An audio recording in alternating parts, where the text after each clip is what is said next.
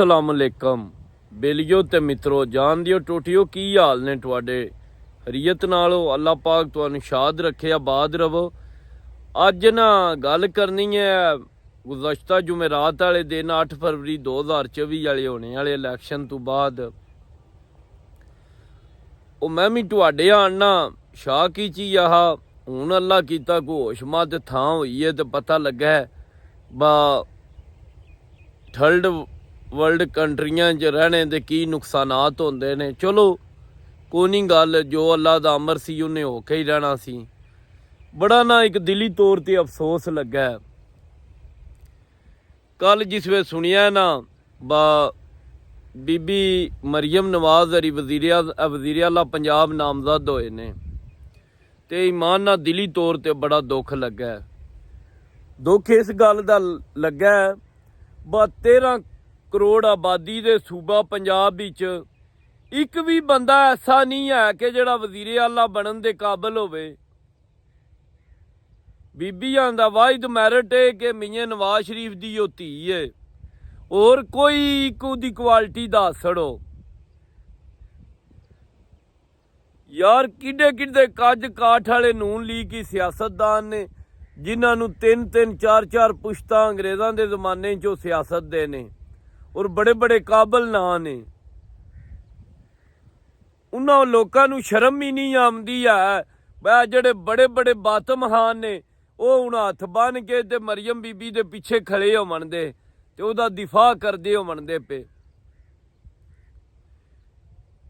इंशाअल्लाह बा फजले खुदा जिकन तुसी 2024 च वेख्या ना बड़े बड़े बुरज उलट गए ने जिन्हां नूं बड़ा बड़ा मान सी बस साडा हलके च 80,000 साडा जाती वोट है ते साडा लख जाती वोट है वो अपनियां जमानतां भी जब्त करवा बैठे ने।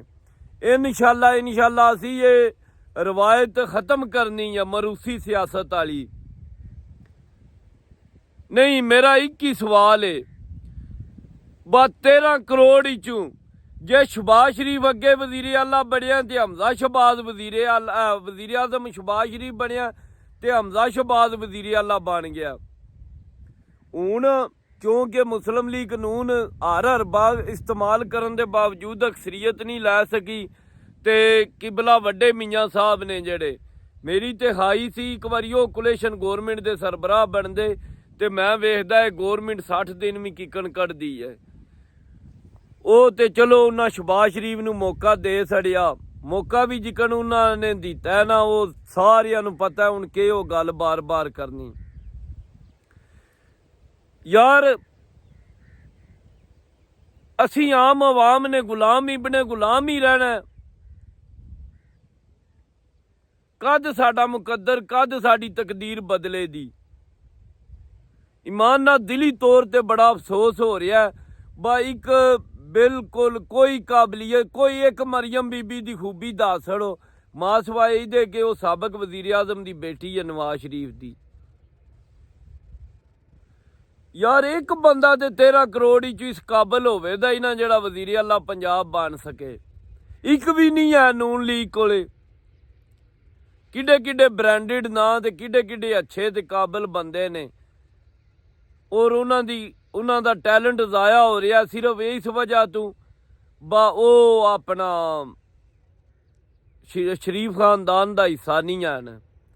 ये अगे भी गल सुनी सी बा शरीफ खानदान च कामयाबी वास्ते पहला तो उन्हां दा फैमिली मैंबर दूजा को ख्वाजा ते बट कश्मीरी होना जरूरी है।